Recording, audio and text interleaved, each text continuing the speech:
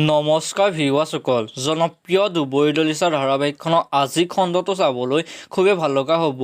কিয়নো ভিউৱাৰসকল, যোৱাটোখনত আপোনালোকে দেখিবলৈ পাইছিলে নীল আৰু মেঘা সম্পৰ্কৰ কথা গম পাই পাহিয়ে ঘৰ এৰি গুচি যায়। এতিয়া বাৰু নীলৰ মাকে মেঘা আৰু নীলৰ সম্পৰ্কৰ কথা গম পাই কি ক'ব জানিব পাৰিব আজি খণ্ডটো।